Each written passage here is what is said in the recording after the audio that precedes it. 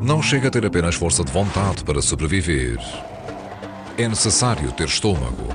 A vida precisa de energia para existir. E quase todos os animais obtêm energia da mesma maneira.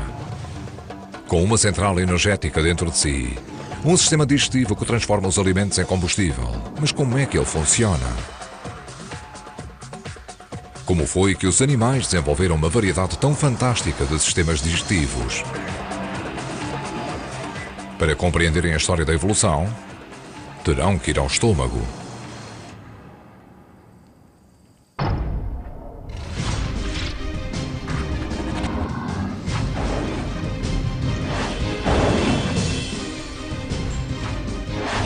Evolução. Aparelho digestivo.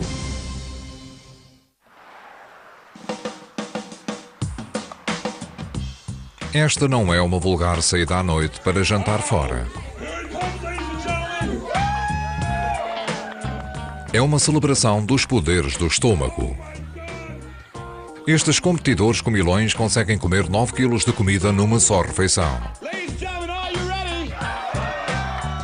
Como é que o fazem? Com o auxílio de uma fábrica biológica dentro dos seus corpos. O produto de 500 mil milhões de anos de evolução. Quando a comida entra na boca, inicia-se a transformação. À medida que a comida é mastigada, umedecida e desfeita pela saliva, as nossas línguas moldam-na em pequenos pedaços que podemos engolir.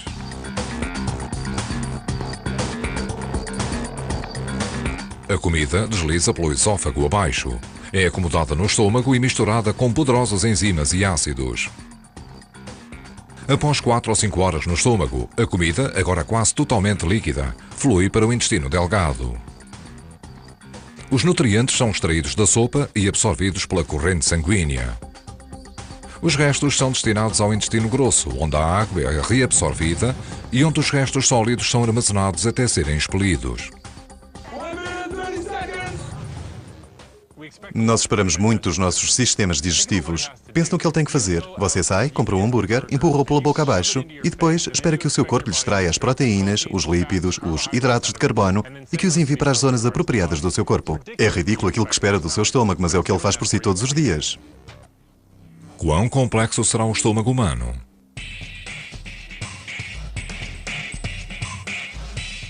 No Luxemburgo, existe um dispositivo que imita todos os passos químicos e mecânicos necessários para digerir um pedaço de comida. Cerca de 7 toneladas de tubos industriais e eletrónica moderna compõem uma máquina chamada cloaca.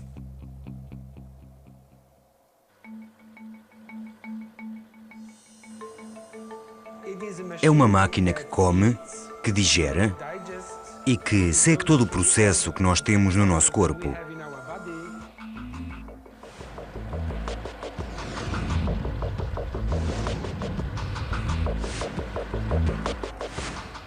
É uma máquina de grande envergadura que demonstra quão complexo é o processo humano. Todas as manhãs, um funcionário alimenta a máquina. Esta máquina em particular pode comer exatamente o que nós comemos com muita frequência. Come muitas coisas boas.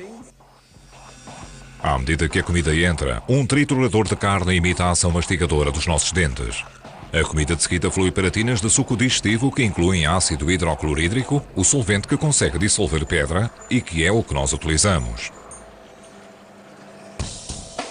Mais abaixo existem recipientes que representam a ação dos nossos intestinos, a decomposição seguinte da comida e a absorção de nutrientes. Esta parte da máquina, com cerca de 8 metros de comprimento, tem aproximadamente o mesmo tamanho dos intestinos que permanecem enrolados dentro de nós. Depois de cerca de 25 horas, a digestão na cloaca, tal como nos nossos corpos, chega ao fim.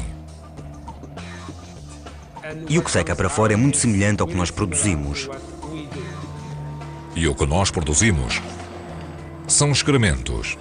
Cheira mal, mas foi este o propósito desta máquina. Para fazer o que o nosso aparelho digestivo faz, a tecnologia moderna necessita de uma sala gigante cheia de maquinaria.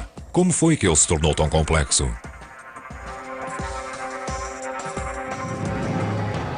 A resposta é: desenvolveu-se.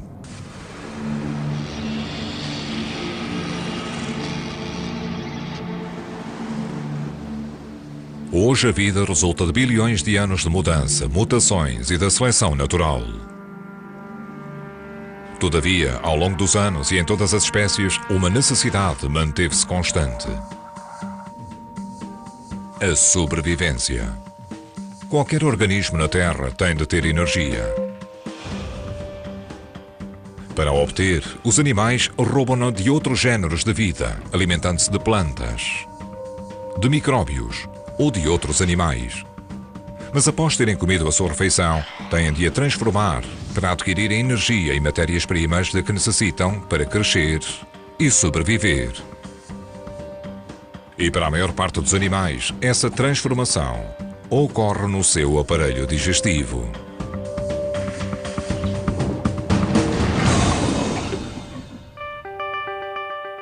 A evolução do aparelho digestivo é um importante componente da história da vida. Todos os animais foram capazes de se especializar em diferentes organismos, por apresentarem aparelhos digestivos específicos que lhes permitem fazer aquilo que necessitam.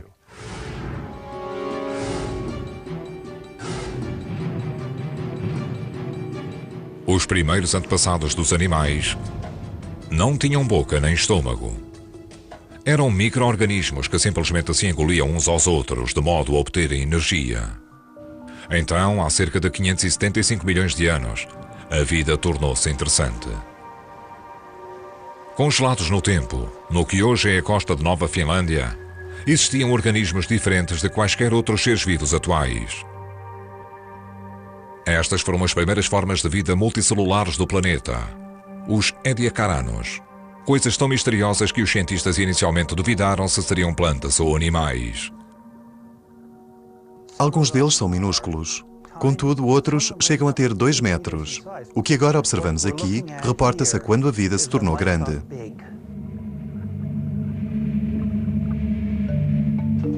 Para identificar estes antigos organismos, os paleontólogos Guy Narbonne e Mark Laflamme vieram até ao Museu Real de Ontário para estudar uma rara coleção de fósseis ediacaranos. Um dos nossos primeiros objetivos é tentar compará-los a organismos que nos são familiares, organismos que conhecemos. Em termos de construção, eles são únicos. São basicamente compostos por pequenos módulos que não têm qualquer equivalente moderno. Não existe absolutamente nada em animais modernos que se assemelhe a estes. Alguns ediacaranos eram licófitos, enquanto outros possuíam forma de discos e permaneciam deitados no fundo do mar. As suas formas levaram alguns especialistas a especular que os ediacaranos eram plantas primitivas. O pormenor é fantástico. O seu antigo habitat conta uma história diferente. Há mais de 500 mil milhões de anos, o lugar onde os ediacaranos morreram era um mundo muito diferente. A única coisa que nos demonstra que eles definitivamente não eram plantas era o seu ambiente. Análises aos sedimentos do local revelaram que os ediacaranos viviam a quase 1,5 km abaixo do nível de água, num lugar de permanente escuridão. Lá embaixo não havia luz suficiente para ler o título da capa de um jornal, nem sozinho conseguiria fazer a fotossíntese que uma planta necessita. Poderiam parecer-se com plantas, mas a sua habilidade para prosperar num mundo sem sol levou Narbonne e Laflamme a concluir que os ediacaranos eram na realidade animais, os primeiros na Terra. Se eram animais, como se alimentavam? Estes são os primeiros grandes comedores na história do planeta e obtinham os seus alimentos diretamente da água. Nós não observamos qualquer indício de que algum deles se pudesse mexer, dado que não têm músculos, não têm vísceras, nem olhos, nem cérebro. Simplesmente absorviam a comida através das colunas de água e transmitiam-na ao resto do organismo. Fixados ao fundo do mar, não poderiam procurar alimentos. Os ediacaranos competiam por comida, ao tornarem-se maiores. Eles tentavam maximizar a sua área de superfície, tentavam que a maior parte do seu corpo estivesse em contacto direto com a água, para que pudessem aumentar a quantidade de nutrientes que iriam absorver daquela maneira. Durante 30 milhões de anos, os ediacaranos dominaram os mares. Então, numa súbita mudança evolucionária, a vida na Terra mudaria para sempre.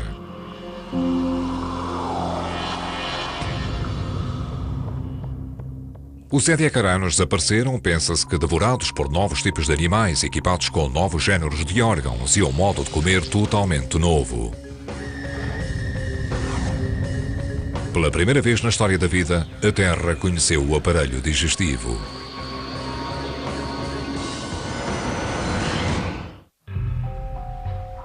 Durante 30 milhões de anos, os mares eram dominados por ediacaranos, simples animais que absorviam comida através da sua pele.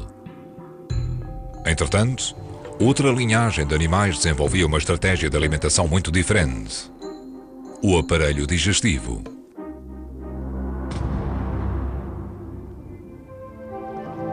Os primeiros estômagos poderão ter sido parecidos com os das atuais alforrecas.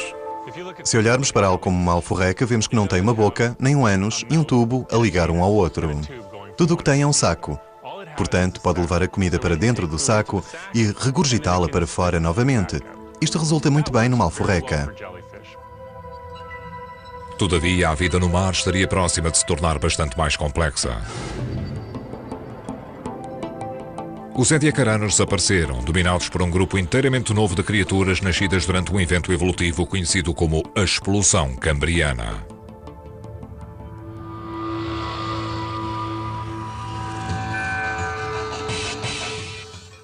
Este capítulo representa um enorme salto.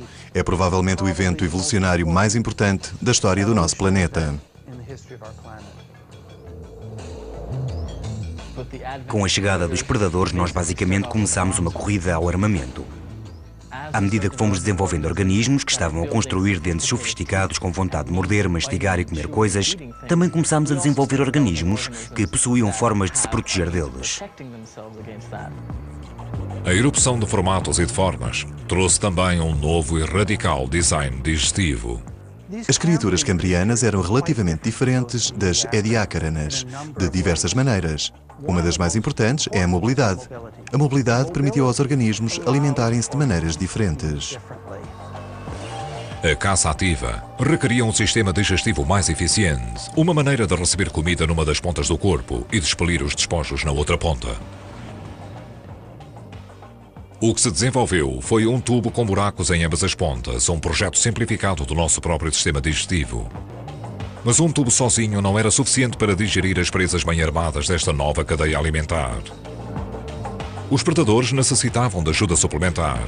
Essa ajuda veio de algo tão pequeno que é invisível a olho nu. Hoje, um ótimo exemplo deste antigo segredo digestivo permanece a 1,5 km abaixo da superfície. Nas profundezas do Oceano Pacífico, cientistas do Instituto de Pesquisa do Aquário da Baía de Monterey, pilotando um submersível não tripulado, descobriram a carcaça de uma baleia. Mais interessante que os ossos era a densa plumagem que a revestia. Quando os encontrei, fiquei verdadeiramente intrigado.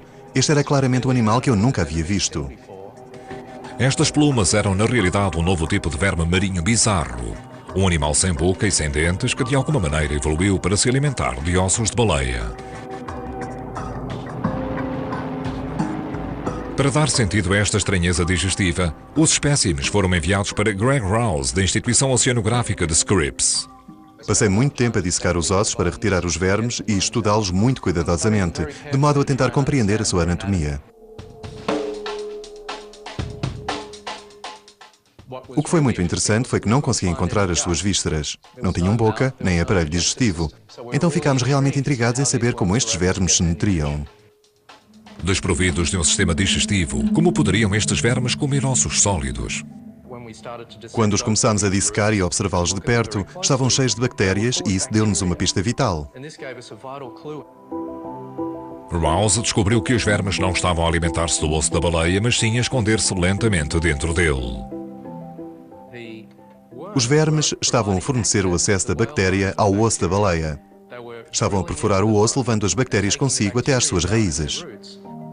Contudo, Rouse ainda está a investigar com exatidão como eles o fazem. É claro que as bactérias estão a digerir as proteínas e gorduras do osso da baleia.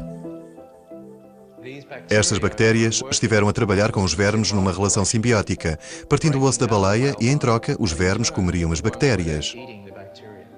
Assim, não necessitavam de um sistema digestivo. Estavam, na realidade, a obter toda a sua nutrição através das bactérias que devoravam o osso da baleia por eles. Há muito tempo, a bactéria, a primeira forma de vida na Terra, desenvolveu enzimas para quebrar todos os géneros de material orgânico. Quando os primeiros animais emergiram, a bactéria iria encontrar abrigo nas suas entranhas. Em troca, a bactéria processaria a comida que os animais não pudessem digerir por si sós. Então, uma das intrigantes questões que nós temos é como é que esta cooperação pode ter evoluído. E parece que ocorreu por diversas vezes na história evolucionária. Aparenta surgir quando existe uma fonte de nutrição que é difícil para os animais explorarem diretamente. Mais de 500 mil milhões de anos depois, a bactéria é ainda essencial para a digestão em quase todos os animais. Transportamos cerca de 10 trilhões de micróbios nos nossos aparelhos digestivos que nos ajudam a extrair nutrientes da nossa comida. A bactéria foi essencial para a digestão de um dos reinos animais com linhagens de maior sucesso: animais com coluna vertebral. Os nossos antecessores, os primeiros peixes, evoluíram para rápidos predadores marinhos. Com potentes olhos e outros sentidos para caçar, os peixes também desenvolveram um estômago mais sofisticado. Abandonaram um saco vazio ou um simples tubo e adotaram o primeiro estômago apropriado. Quando o estômago aparece, vemos que passa a comida para diferentes zonas do aparelho digestivo, para que possamos ser muito mais eficientes a decompor a comida e a retirarmos a sua parte boa. Este potente motor digestivo abriu caminho a animais maiores e mais complexos. Novos tipos de comida criaram novas oportunidades evolutivas. Há 370 milhões de anos, uma estirpe de peixes descobriu um novo mundo de oportunidades em terra.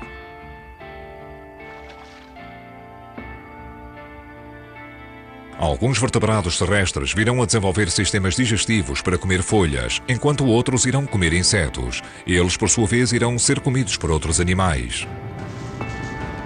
Finalmente, os maiores aparelhos digestivos em terra seca irão evoluir para dar origem a um dos grandes triunfos da evolução: os dinossauros.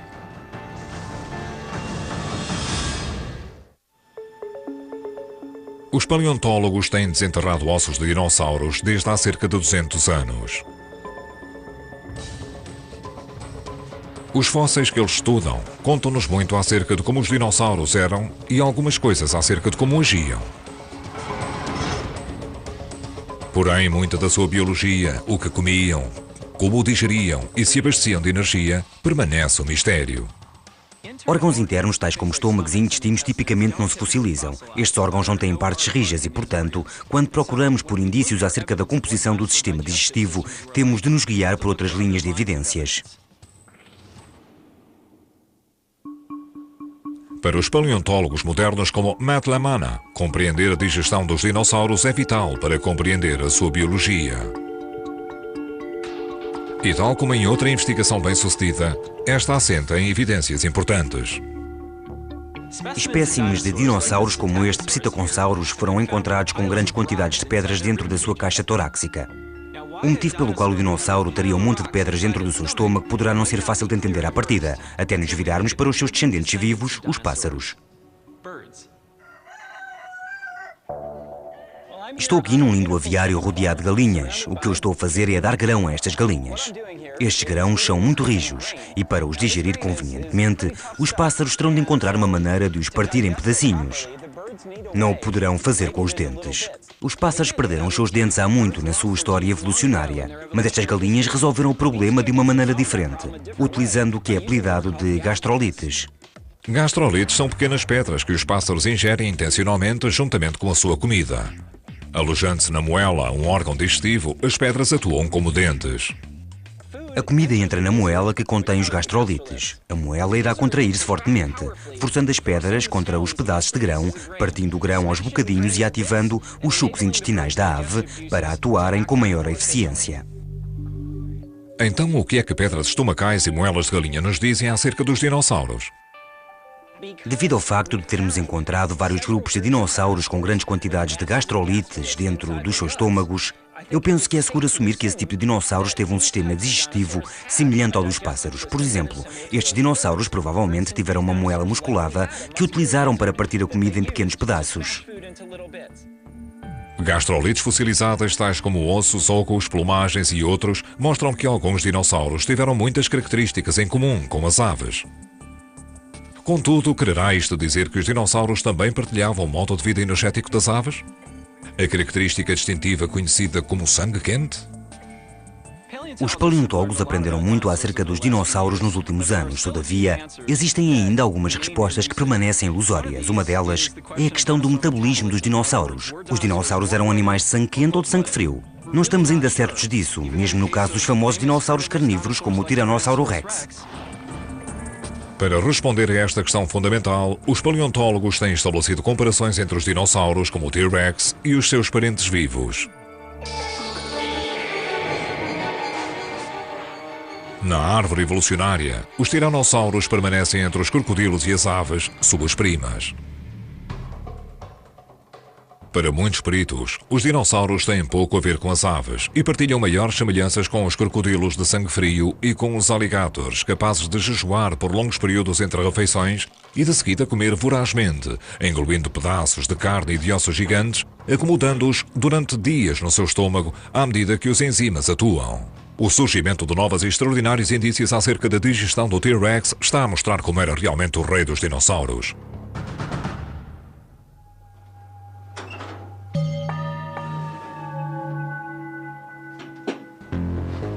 A paleontóloga da Universidade do Colorado, Karen Chin, é perita na digestão dos dinossauros. Ela não trabalha com ossos fossilizados. Estuda algo mais que os dinossauros deixaram para trás. O que vemos aqui à frente parecem ser algumas pedras grandes e irregulares. Contudo, estas são pedras muito especiais, por serem na realidade fezes de dinossauro fossilizadas. As fezes fossilizadas são conhecidas como coprolites e podem dizer-nos muito acerca dos animais antigos. As coprolites de dinossauro são raras, porém cada uma poderá revelar importantes pistas acerca de como era realmente processada a digestão dos dinossauros. A recente descoberta de 2 grandes pedaços de fezes de tiranossauro permitiu a Chin fazer algumas descobertas surpreendentes. Para ver o que os tiranossauros comiam, Chin observa o interior de parte de um excremento mineralizado. O espécime está repleto de pistas. Isto é um fragmento de osso. Estes círculos brancos demonstram onde estavam os vasos sanguíneos que percorriam o osso e o padrão diz-nos muito acerca da vítima, do animal que foi comido. As provas sugerem que estes são restos de um grande herbívoro, o Tricerátopo. Contudo, mais importante do que aquilo que o tiranossauro comia é como ele comia. O que é interessante é que eles tinham uma quantidade razoável de ossos dentro deles, o que indica que não comiam apenas a carne, evitando o contacto com os ossos. Eles simplesmente mastigavam tudo. À primeira vista, a presença de ossos confirmou que os tiranossauros tinham hábitos alimentares semelhantes aos animais de sangue frio. Karen Chin fez uma notável descoberta, que foi que os pedaços de ossos presentes nos coprolites eram redondos com extremidades irregulares. Isto é algo que hoje vemos nos crocodilos. Então são animais que podem comer, ingerir ossos e realmente retirar sustento deles. A maioria dos animais não o consegue fazer. Dentro da segunda coprolite de tiranossauro, Chin deparou-se com uma pista diferente. Este tipo de células de aspecto delicado é tecido muscular fossilizado. Para mim, o aspecto mais interessante acerca das coprolites de tiranossauros é a presença de tecido muscular no seu interior. O tecido muscular fossilizado presente nas coprolites indica que o mesmo passou pelo aparelho digestivo do tiranossauro com relativa rapidez. Por outras palavras, eles não conseguiam guardar os alimentos por longos períodos de tempo, como um crocodilo faz. Estas provas contradizem as antigas teorias e sugerem que o T-Rex possa ter tido um aparelho digestivo rápido, mais parecido com uma ave de sangue quente ou com um mamífero, do que com um réptil. A rápida digestão iria também significar metabolismo rápido, algo que requer constante energia. Este animal tinha que comer uma elevada quantidade de carne e osso. Não é como um alligator, animal que se pode alimentar uma só vez em vários meses. O T-Rex era um animal que necessitava de se alimentar com muito maior frequência. Sem dúvida que o T-Rex possuía uma ferocidade semelhante aos crocodilos. Contudo, vários indícios sugerem que necessitava de se alimentar frequentemente, tal como as aves e os mamíferos. Pessoalmente, sou a favor de que os dinossauros possuíam um metabolismo melhor do que o dos répteis vivos. Por outras palavras, eles eram, de uma certa forma, animais de sangue quente. Podemos realmente concluir que eles não eram como os crocodilos, não eram como os mamíferos, possuíam a sua própria e única fisiologia. Aparentando possuir a composição digestiva de répteis e mamíferos, os tiranossauros fizeram evoluir aparelhos digestivos que os ajudaram a dominar a cadeia alimentar. Contudo, ironicamente, o aparelho digestivo que conduziu o T-Rex ao sucesso poderá também tê-lo conduzido à sua destruição. Há 65 milhões de anos, um asteroide gigante colidiu com a Terra. Nos cataclismos que se seguiram, o T-Rex e outros grandes dinossauros depararam-se com uma enorme escassez de alimentos. Quando o asteroide bateu na Terra e todos os animais que serviam de alimento começaram a desaparecer, o tiranossauro ficou preso. Ele era grande, necessitava de carne e não havia nada que pudesse fazer para transmitir os seus genes. Os grandes dinossauros entraram em extinção. Mas nem toda a vida animal iria sucumbir à destruição. Pequenos mamíferos iriam sobreviver refugiando-se debaixo do solo. Quando começaram a emergir, os dinossauros predadores tinham desaparecido. Mas não estavam sozinhos, nem seguros. Outra criatura havia desenvolvido a mesma estratégia de sobrevivência e hábitos alimentares extremos.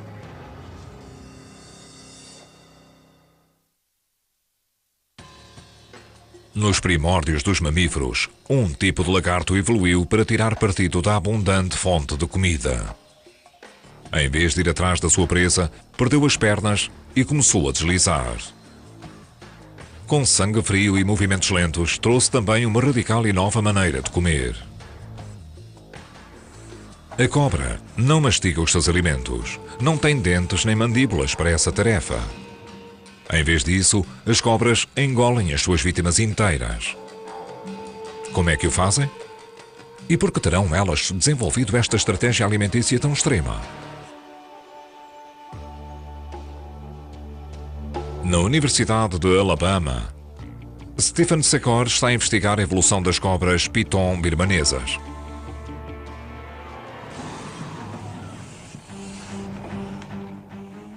O que é espantoso acerca destas cobras é a sua habilidade para se alimentarem de uma presa cujo diâmetro é muitas vezes superior ao diâmetro da sua cabeça.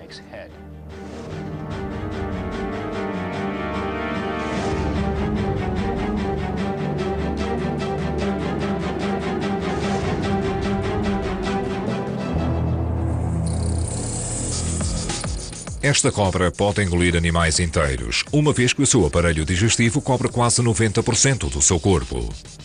É essencialmente um longo estômago. Mas uma vez engolida a sua presa, inicia-se o trabalho árduo.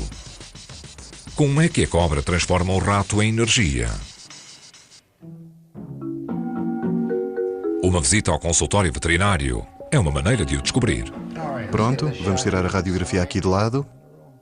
Uma das melhores maneiras que nos permite avaliar a decomposição da presa dentro do estômago é simplesmente fazer um raio-x às cobras individualmente.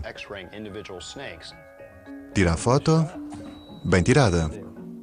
Por fora, a cobra parece estar calma, mas por dentro reaviva-se um poderoso motor. Esta parece-me bem. Já parece estar a ser dissolvido. Aqui está o crânio e, como podes ver, alguns ossos já não se vêem. Esta cobra já começou a transformar parte da cabeça do rato, bem como parte do seu crânio. Internamente, o que não se vê é o dramático aumento da produção de ácido. Nesta fase, o estômago está a produzir muito ácido hidroclorídrico, bem como pepsina. E isso é o que, na verdade, está a efetuar a decomposição. Está tudo literalmente escondido dentro da cobra. O rato irá continuar a mover-se até ao fundo do estômago e o ácido e as enzimas irão constantemente esmagá-lo, até não restar nada. Após 7 dias, o rato é digerido e armazenado como energia, o que irá sustentar a cobra durante um longo jejum. Na selva, as grandes cobras, que apelidamos de compressoras, são as maiores devoradoras do planeta. Estes animais podem passar semanas ou mesmo meses, como que de vigilância num lugar, deitadas e perfeitamente quietas, tal como qualquer preguiçoso faz.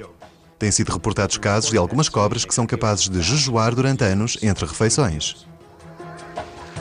Quando as compressoras se alimentam, sabem verdadeiramente compensar o tempo perdido. As pitons ingerem vulgarmente presas que pesam 1/4 ou ainda mais do seu próprio peso corporal. Seria como um homem de 90 quilos comer um bife de 22 quilos. Mas mesmo com as enormes refeições que as cobras são capazes de consumir, como lhes é possível sobreviver durante tanto tempo sem comer? Sakor descobriu que os aparelhos digestivos das cobras dispõem de um pormenor em especial, a possibilidade de o ligar ou desligar. Nós assistimos a este dramático ligar-desligar do seu aparelho digestivo. Alguns dos seus órgãos são literalmente desligados durante os períodos de jejum. Tendo poupado energia preciosa entre refeições, as pitons podem voltar a ligar os seus estômagos quando surge a oportunidade. Para compreender como a cobra o consegue fazer, Sakor amplia 15.000 vezes uma secção do intestino delgado da piton.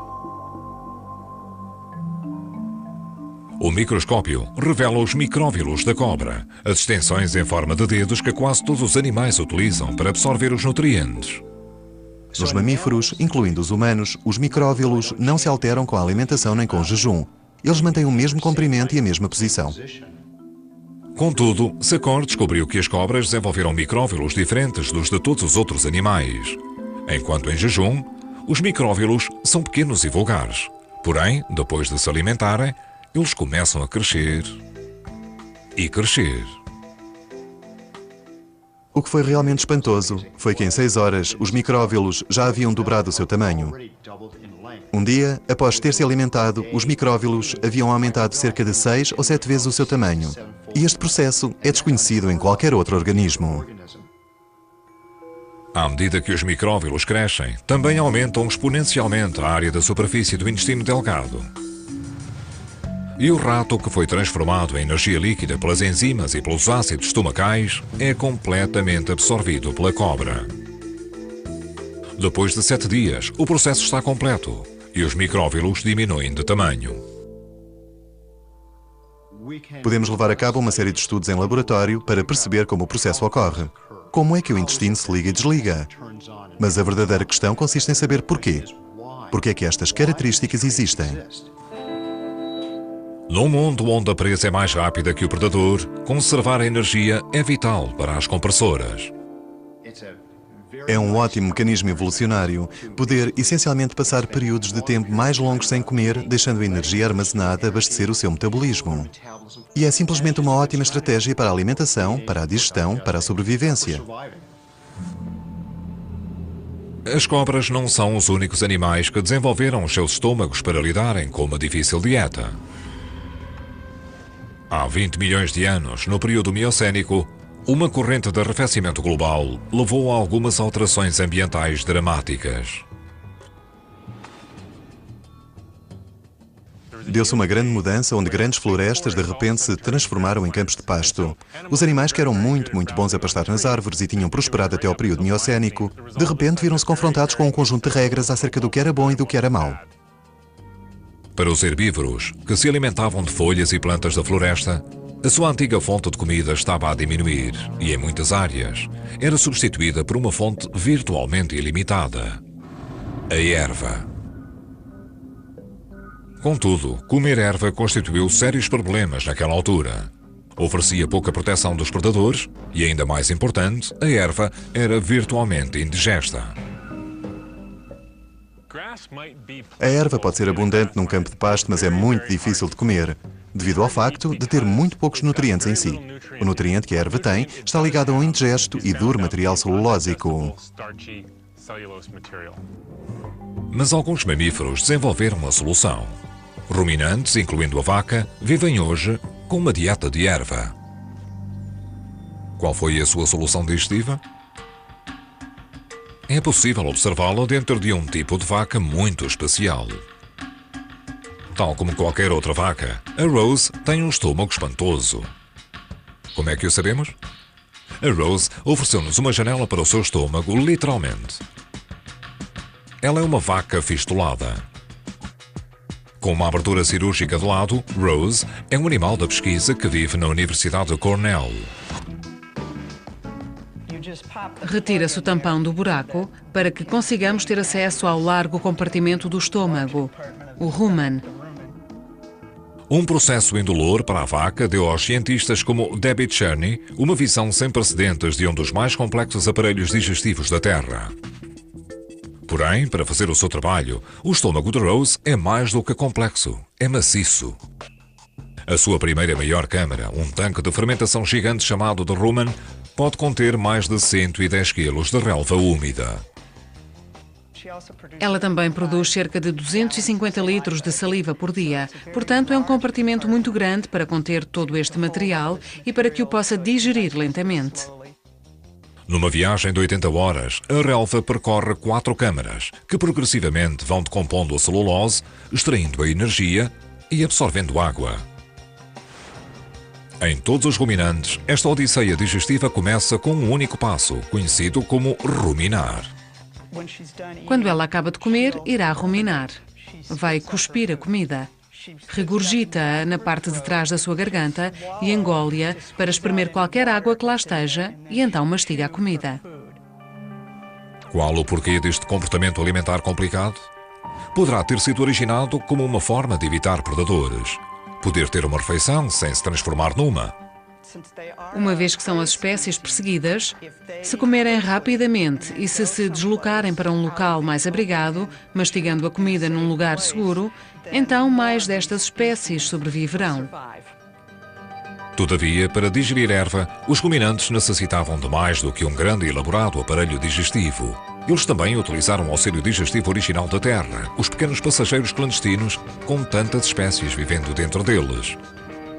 Os micróbios têm vivido dentro dos animais desde que estes se desenvolveram.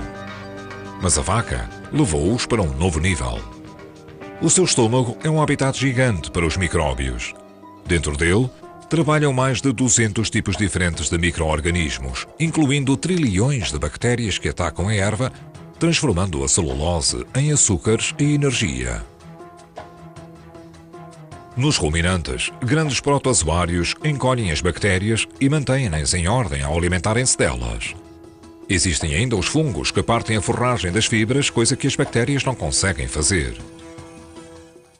Quando vemos uma vaca a comer erva, é importante recordar que as vacas não conseguem digerir erva. A única razão pela qual a vaca é capaz de fazer algo com a erva é devido à grande colónia de bactérias vivendo dentro do seu estômago, que irá transformar a erva para ela. Ao aliar-se aos micróbios e ao desenvolver a quarta parte do seu estômago, as vacas e os seus primos viriam a dominar os prados. Enormes e formidáveis manadas de herbívoros. E essa viragem viria a ajudar outro grupo de animais. Animais que não se alimentam de erva, mas comem os herbívoros. Novas espécies de mamíferos carnívoros iriam desenvolver-se. Alguns com mandíbulas e garras. E ainda predadores mais temíveis, com cérebros para a caçada. O que fará de nós unicamente humanos? Durante muito tempo, parecia que a resposta residia na evolução dos nossos cérebros desproporcionados. Mas novas provas sugerem que parte da resposta reside noutro local, no nosso aparelho digestivo. O antropólogo de Harvard, Richard Wrangham, passou a sua carreira a estudar chimpanzés, gorilas e as suas origens humanas. Há cerca de 2 milhões de anos, os nossos antepassados eram membros de um grupo de animais que podemos considerar como sendo gorilas hoje em dia. Se os víssemos, não os iríamos convidar para jantar. Estaríamos a observá-los em jardins zoológicos.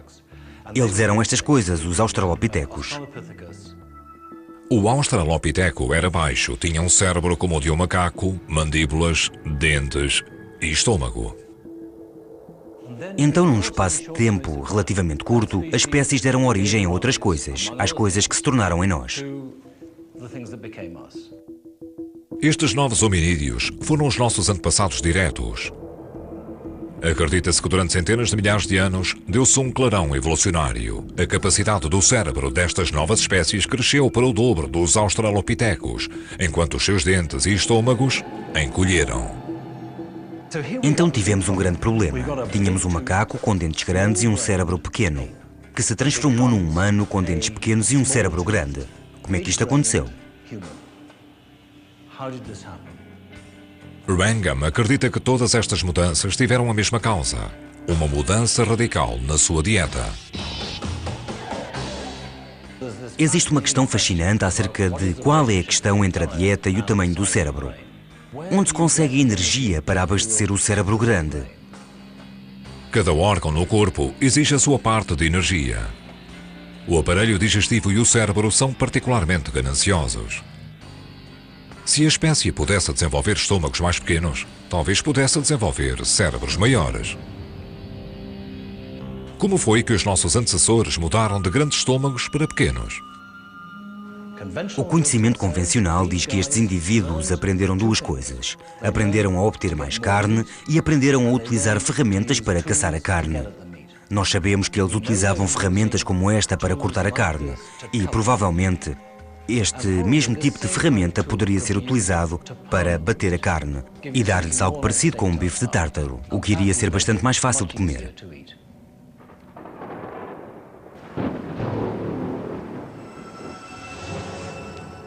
Ao desempenhar a função antes levada a cabo pelo sistema digestivo de um efeito pré-digestivo, as ferramentas ajudaram os nossos antecessores a sobreviverem com estômagos mais pequenos. Porém, Wrangham acredita que a tecnologia ainda mais potente terá transformado a digestão. Era difícil de imaginar que, uma vez que o fogo foi utilizado por estas espécies em transição, elas iriam começar a colocar a sua comida sobre o fogo, por terem aprendido rapidamente que assim lhes saberia melhor. Para Wrangham, a introdução da culinária mudou tudo. Permitir-nos a obter mais energia da nossa comida com menos esforço. Penso que poderemos encarar a culinária como uma das melhores melhorias na qualidade da dieta, na história da vida e, certamente, entre todos os primatas. Como é que esta nova tecnologia, cozinhar, nos deu cérebros maiores? Para testar esta teoria, Wrangham está a colaborar com um perito em digestão animal, Stephen Secor. Eles planearam uma simples experiência para ver se existe alguma diferença entre a quantidade de energia necessária para digerir comida cozinhada e o da comida crua. As cobaias desta experiência são duas pitons birmanesas famintas, cobaias estas que não têm qualquer problema em digerir carne crua ou cozinhada. Depois das cobras terem sido alimentadas com 2 bocados de carne iguais, um cru e outro cozinhado, são colocadas em caixas.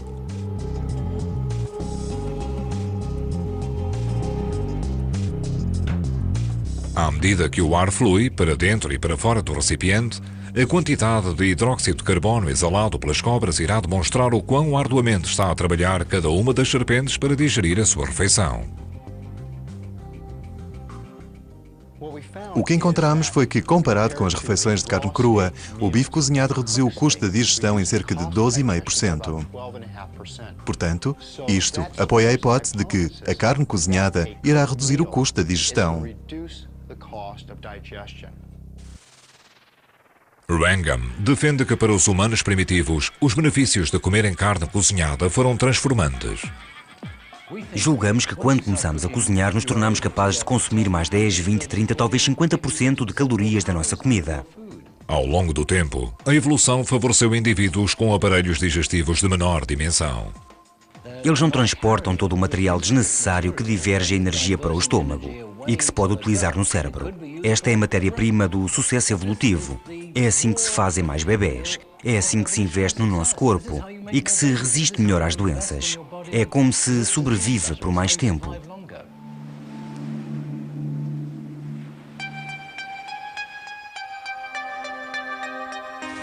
Desde o início do reino animal, de simples bolsas a tubos completos com estômagos, a sistemas digestivos que poderiam abastecer um animal gigantesco ou permitir que um mamífero viva das ervas, o aparelho digestivo tem sido o centro da evolução. E agora, uma nova forma de digerir comida permitiu que um novo tipo de animal andasse na Terra. Nós.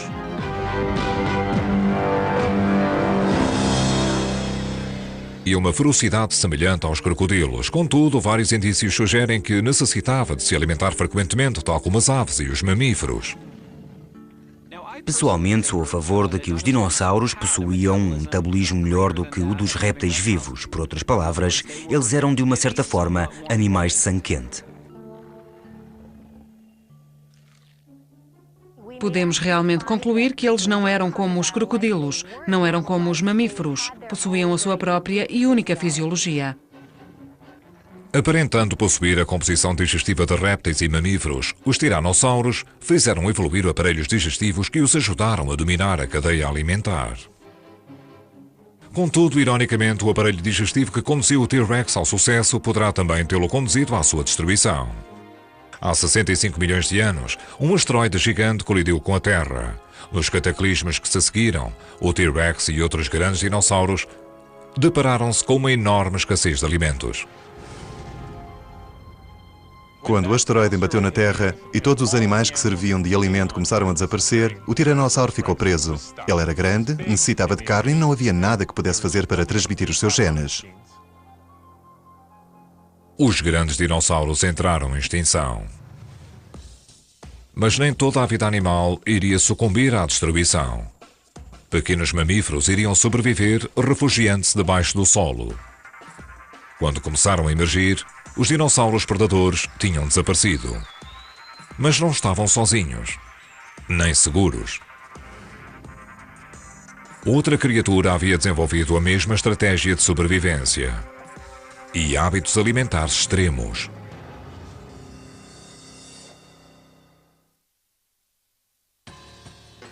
Nos primórdios dos mamíferos, um tipo de lagarto evoluiu para tirar partido da abundante fonte de comida. Em vez de ir atrás da sua presa, perdeu as pernas e começou a deslizar. Com sangue frio e movimentos lentos, trouxe também uma radical e nova maneira de comer. A cobra não mastiga os seus alimentos, não tem dentes nem mandíbulas para essa tarefa. Em vez disso, as cobras engolem as suas vítimas inteiras. Como é que o fazem? E por que terão elas desenvolvido esta estratégia alimentícia tão extrema? Na Universidade de Alabama, Stephen Secor está a investigar a evolução das cobras piton birmanesas.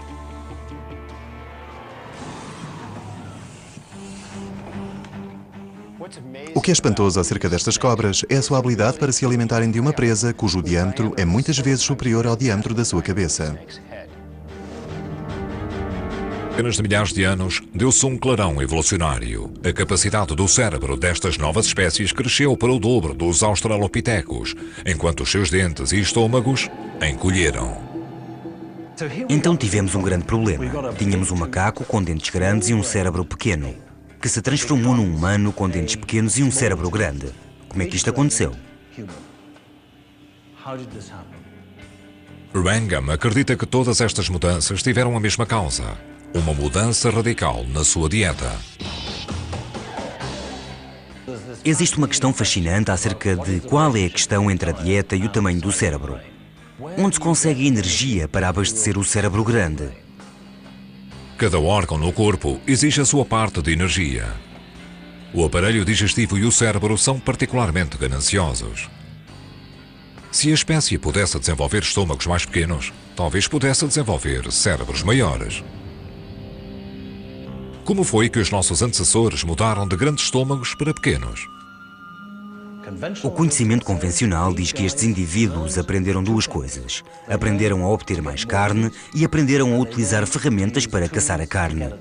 Nós sabemos que eles utilizavam ferramentas como esta para cortar a carne e, provavelmente, este mesmo tipo de ferramenta poderia ser utilizado para bater a carne e dar-lhes algo parecido com um bife de tártaro, o que iria ser bastante mais fácil de comer.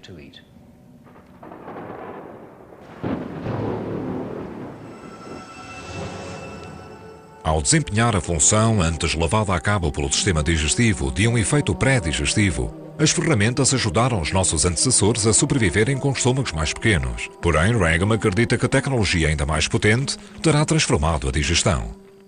Era difícil de imaginar que, uma vez que o fogo foi utilizado por estas espécies em transição, elas iriam começar a colocar a sua comida sobre o fogo, por terem aprendido rapidamente que assim lhes saberia melhor.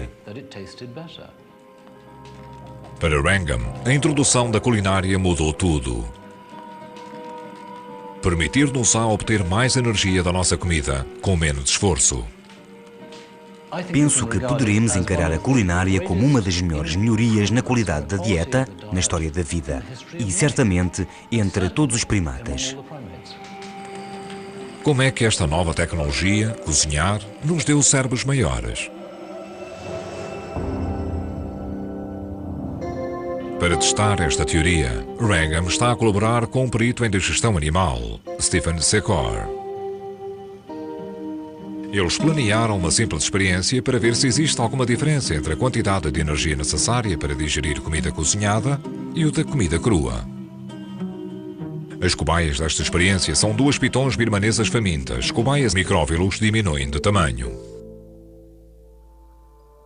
Podemos levar a cabo uma série de estudos em laboratório para perceber como o processo ocorre. Como é que o intestino se liga e desliga? Mas a verdadeira questão consiste em saber porquê. Porque é que estas características existem? Num mundo onde a presa é mais rápida que o predador, conservar a energia é vital para as compressoras. É um ótimo mecanismo evolucionário poder essencialmente passar períodos de tempo mais longos sem comer, deixando a energia armazenada abastecer o seu metabolismo. E é simplesmente uma ótima estratégia para a alimentação, para a digestão, para a sobrevivência. As cobras não são os únicos animais que desenvolveram os seus estômagos para lidarem com uma difícil dieta. Há 20 milhões de anos, no período Miocénico, uma corrente de arrefecimento global levou a algumas alterações ambientais dramáticas. Deu-se uma grande mudança onde grandes florestas de repente se transformaram em campos de pasto.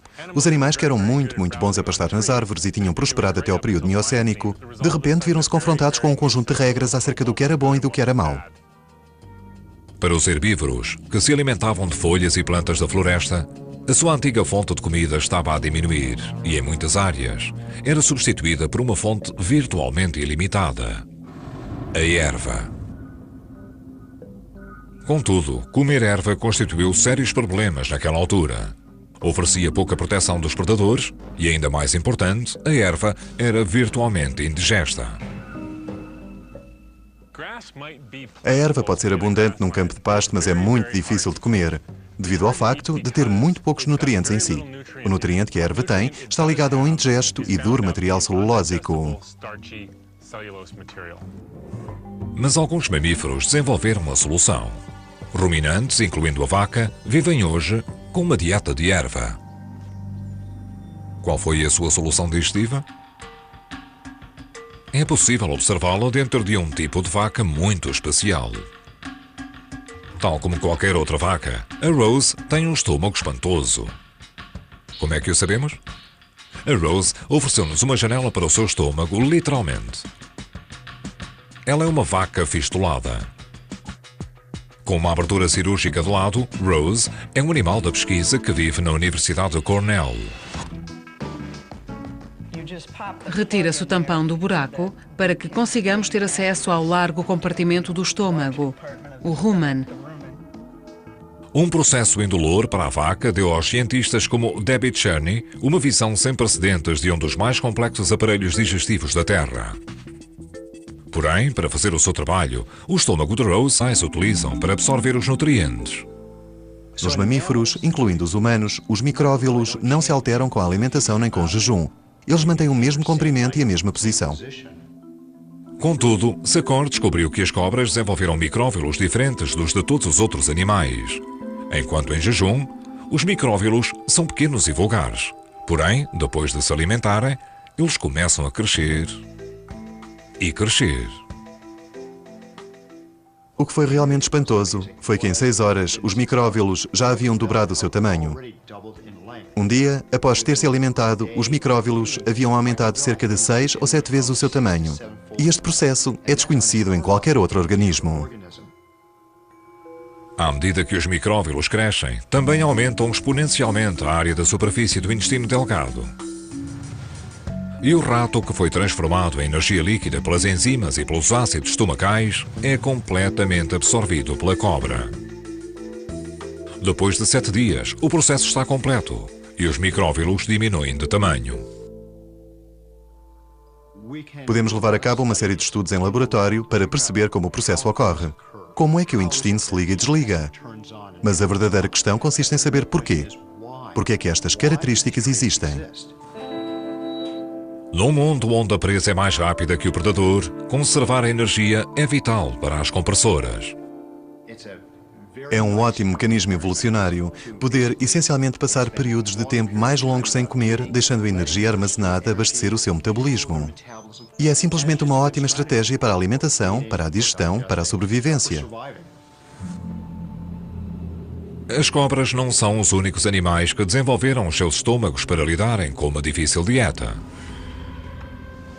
Há 20 milhões de anos, no período Miocénico, uma corrente de arrefecimento global levou a algumas alterações ambientais dramáticas. Deu-se uma grande mudança onde grandes florestas de repente se transformaram em campos de pasto.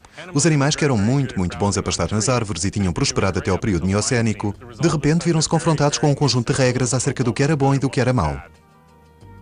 Para os herbívoros, que se alimentavam de folhas e plantas da floresta, a sua antiga fonte de comida estava a diminuir e, em muitas áreas, era substituída por uma fonte virtualmente ilimitada: a erva.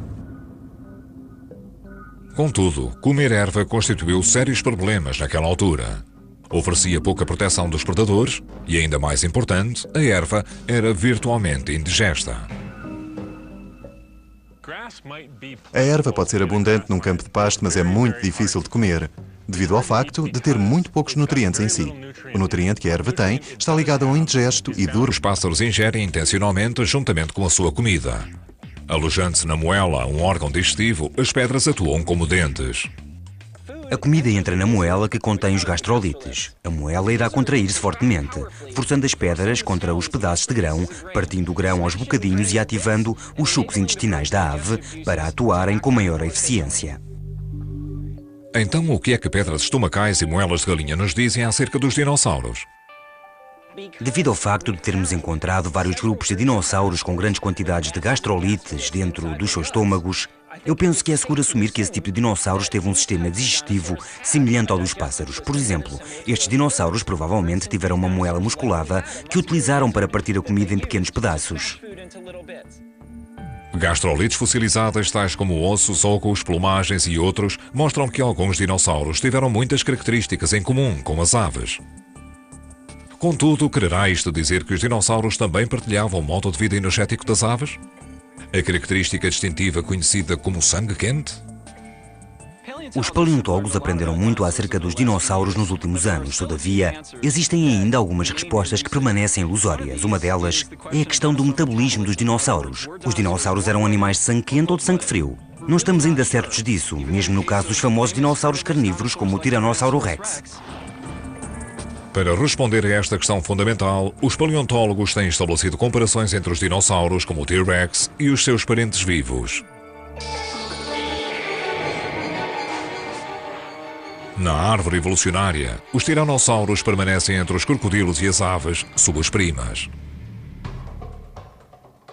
Para muitos peritos, os dinossauros têm pouco a ver com as aves e partilham maiores semelhanças com os crocodilos de sangue frio e com os alligators, capazes de jejuar por longos períodos entre refeições e de seguida comer vorazmente, engolindo pedaços de carne e de ossos gigantes, acomodando-os durante dias no seu estômago à medida que os enzimas atuam.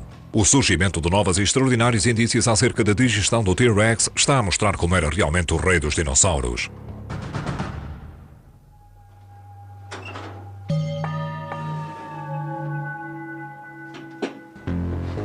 A paleontóloga da Universidade do Colorado, Karen Chin, é perita na digestão dos dinossauros. Ela não trabalha com ossos fossilizados. Estuda algo mais que os dinossauros deixaram para trás. O que vemos aqui à frente parecem ser algumas pedras grandes e irregulares.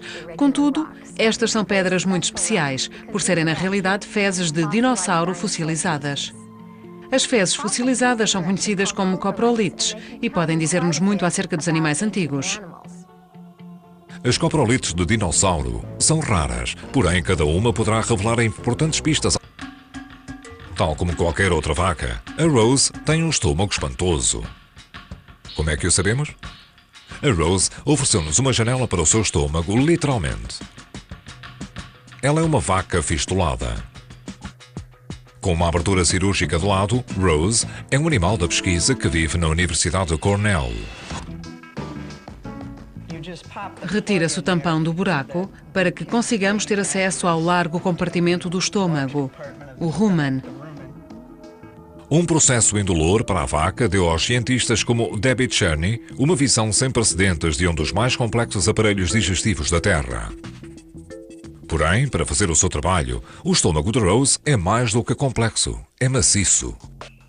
A sua primeira e maior câmara, um tanque de fermentação gigante chamado de rumen, pode conter mais de 110 kg de relva úmida. Ela também produz cerca de 250 litros de saliva por dia, portanto é um compartimento muito grande para conter todo este material e para que o possa digerir lentamente.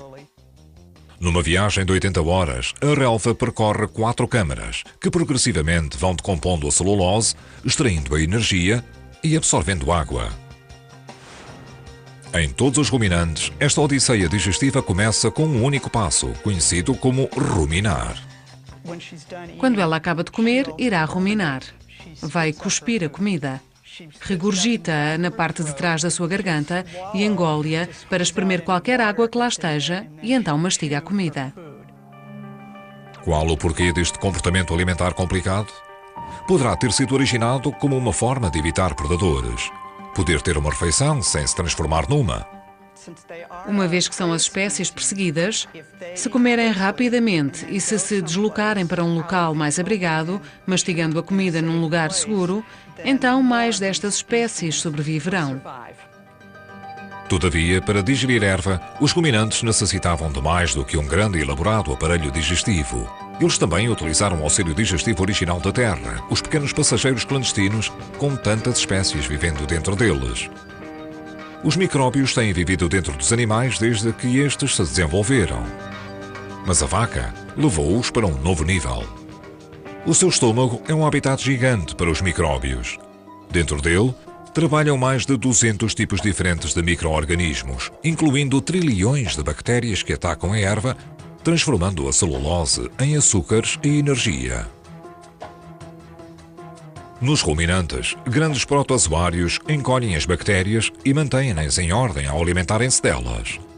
Existem ainda os fungos que partem a forragem das fibras, coisa que as bactérias não conseguem fazer. Quando vemos uma vaca a comer erva, Hoje, um ótimo exemplo deste antigo segredo digestivo permanece a 1,5 km abaixo da superfície. Nas profundezas do Oceano Pacífico, cientistas do Instituto de Pesquisa do Aquário da Baía de Monterey, pilotando um submersível não tripulado, descobriram a carcaça de uma baleia. Mais interessante que os ossos era a densa plumagem que a revestia. quando os encontrei, fiquei verdadeiramente intrigado. Este era claramente um animal que eu nunca havia visto. Estas plumas eram na realidade um novo tipo de verme marinho bizarro. Um animal sem boca e sem dentes que de alguma maneira evoluiu para se alimentar de ossos de baleia. Para dar sentido a esta estranheza digestiva, os espécimes foram enviados para Greg Rouse, da Instituição Oceanográfica de Scripps. Passei muito tempo a dissecar os ossos para retirar os vermes e estudá-los muito cuidadosamente, de modo a tentar compreender a sua anatomia.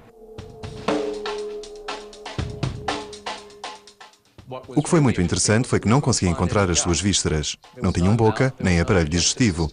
Então ficámos realmente intrigados em saber como estes vermes se nutriam. Desprovidos de um sistema digestivo, como poderiam estes vermes comer ossos sólidos? Quando os começámos a dissecar e observá-los de perto, estavam cheios de bactérias e isso deu-nos uma pista vital. Rouse descobriu que os vermes não estavam a alimentar-se do osso da baleia, mas sim a esconder-se lentamente dentro dele. Os vermes estavam a fornecer o acesso da bactéria ao osso da baleia. Estavam a perfurar o osso, levando as bactérias consigo até às suas raízes. Contudo, Ross ainda está a investigar com exatidão como eles o fazem. É claro que as bactérias estão a digerir as proteínas e gorduras do osso da baleia. Estas bactérias estiveram a trabalhar com os vermes numa relação simbiótica, partindo o osso da baleia e, em troca, os vermes comeriam as bactérias. Assim, não necessitavam de um sistema digestivo. Estavam, na realidade, a obter toda a sua nutrição através das bactérias que devoravam o osso da baleia por eles. Há muito tempo, a bactéria, a primeira forma de vida na Terra, desenvolveu enzimas para quebrar todos os géneros de material orgânico. Quando os primeiros animais emergiram, a bactéria iria encontrar abrigo nas suas entranhas. Em troca, a bactéria processaria a comida que os animais não pudessem digerir por si sós. Então, uma das intrigantes questões que nós temos é como é que esta cooperação pode ter evoluído. E parece que ocorreu por diversas vezes na história evolucionária. Aparenta surgir quando existe uma fonte de nutrição que é difícil para os animais explorarem diretamente. Mais de 500 mil milhões de anos depois, a bactéria é ainda essencial para a digestão em quase todos os animais. Animais que não se alimentam de erva, mas comem os herbívoros. Novas espécies de mamíferos carnívoros iriam desenvolver-se. Alguns com mandíbulas e garras. E ainda predadores mais temíveis, com cérebros para a caçada. O que fará de nós unicamente humanos? Durante muito tempo, parecia que a resposta residia na evolução dos nossos cérebros desproporcionados. Mas novas provas sugerem que parte da resposta reside noutro local, no nosso aparelho digestivo. O antropólogo de Harvard, Richard Wrangham, passou a sua carreira a estudar chimpanzés, gorilas e as suas origens humanas. Há cerca de 2 milhões de anos, os nossos antepassados eram membros de um grupo de animais que podemos considerar como sendo gorilas hoje em dia. Se os víssemos, não os iríamos convidar para jantar. Estaríamos a observá-los em jardins zoológicos. Eles eram estas coisas, os australopitecos. O australopiteco era baixo, tinha um cérebro como o de um macaco, mandíbulas, dentes e estômago. Então, num espaço de tempo relativamente curto, as espécies deram origem a outras coisas, às coisas que se tornaram em nós. Estes novos hominídeos foram os nossos antepassados diretos. Acredita-se que durante centenas de milhares de anos deu-se um clarão evolucionário. A capacidade do cérebro destas novas espécies cresceu para o dobro dos australopitecos, enquanto os seus dentes e estômagos encolheram. Então tivemos um grande problema. Tínhamos um macaco com dentes grandes e um cérebro pequeno, que se transformou num humano com dentes pequenos e um cérebro grande. Como é que isto aconteceu? Wrangham acredita que todas estas mudanças tiveram a mesma causa: uma mudança radical na sua dieta. Existe uma questão fascinante acerca de qual é a questão entre a dieta e o tamanho do cérebro. Onde se consegue energia para abastecer o cérebro grande? Cada órgão no corpo exige a sua parte de energia. O aparelho digestivo e o cérebro são particularmente gananciosos. Se a espécie pudesse desenvolver estômagos mais pequenos, talvez pudesse desenvolver cérebros maiores. Como foi que os nossos antecessores mudaram de grandes estômagos para pequenos? O conhecimento convencional diz que estes indivíduos aprenderam duas coisas. Aprenderam a obter mais carne e aprenderam a utilizar ferramentas para caçar a carne. Nós sabemos que eles utilizavam ferramentas como esta para cortar a carne e, provavelmente, este mesmo tipo de ferramenta poderia ser utilizado para bater a carne e dar-lhes algo parecido com um bife de tártaro, o que iria ser bastante mais fácil de comer, melhor. Para Wrangham, a introdução da culinária mudou tudo. Permitir-nos a obter mais energia da nossa comida com menos esforço. Penso que poderemos encarar a culinária como uma das melhores melhorias na qualidade da dieta, na história da vida, e certamente entre todos os primatas. Como é que esta nova tecnologia, cozinhar, nos deu cérebros maiores? Para testar esta teoria, Wrangham está a colaborar com um perito em digestão animal, Stephen Secor. Eles planearam uma simples experiência para ver se existe alguma diferença entre a quantidade de energia necessária para digerir comida cozinhada e o da comida crua. As cobaias desta experiência são 2 pitons birmanesas famintas, cobaias estas que não têm qualquer problema em digerir carne crua ou cozinhada. Depois das cobras terem sido alimentadas com 2 bocados de carne iguais, um cru e outro cozinhado, são colocadas em caixas.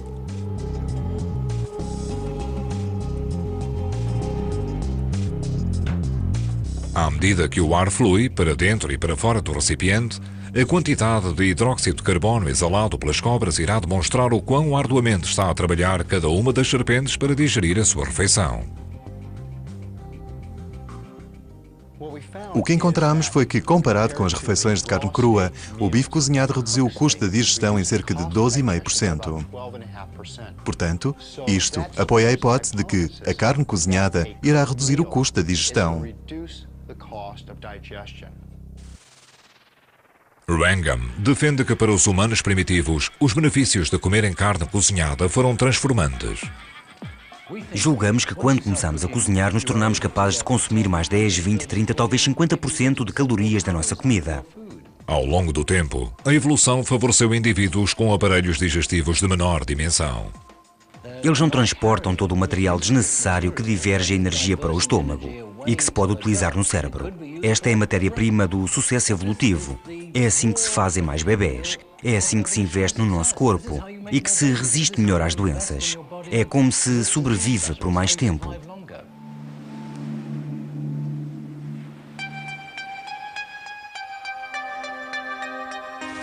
Desde o início do reino animal, de simples bolsas a tubos completos com estômagos, a sistemas digestivos que poderiam abastecer um animal gigantesco ou permitir que um mamífero viva das ervas, o aparelho digestivo tem sido o centro da evolução.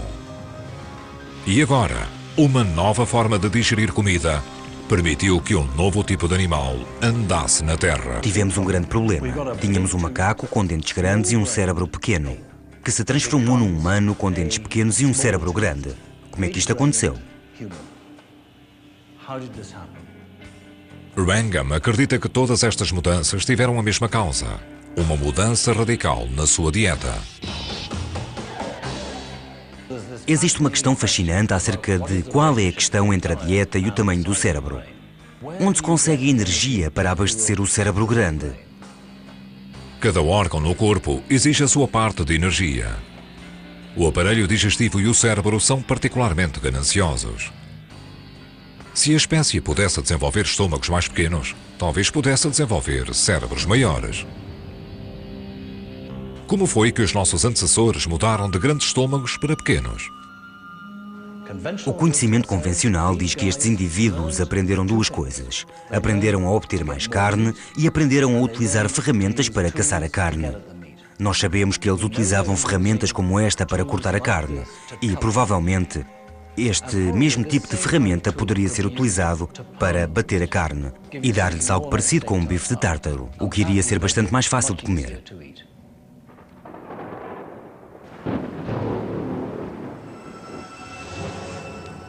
Ao desempenhar a função antes levada a cabo pelo sistema digestivo de um efeito pré-digestivo, as ferramentas ajudaram os nossos antecessores a sobreviverem com estômagos mais pequenos. Porém, Wrangham acredita que a tecnologia ainda mais potente terá transformado a digestão. Era difícil de imaginar que uma vez que o fogo foi utilizado por estas espécies em transição, elas iriam começar a colocar a sua comida sobre o fogo, por terem aprendido rapidamente que assim lhes saberia melhor. Para Wrangham, a introdução da culinária mudou tudo. Permitir-nos a obter mais energia da nossa comida com menos esforço. Penso que poderemos encarar a culinária como uma das melhores melhorias na qualidade da dieta, na história da vida, e certamente entre todos os primatas. Como é que esta nova tecnologia, cozinhar, nos deu cérebros maiores? Para testar esta teoria, Wrangham está a colaborar com um perito em digestão animal, Stephen Secor. Eles planearam uma simples experiência para ver se existe alguma diferença entre a quantidade de energia necessária para digerir comida cozinhada e o da comida crua. As cobaias desta experiência são 2 pitons birmanesas famintas, cobaias estas que não têm qualquer problema em digerir carne crua ou cozinhada. Depois das cobras terem sido alimentadas com 2 bocados de carne iguais, um cru e outro cozinhado, são colocadas em caixas.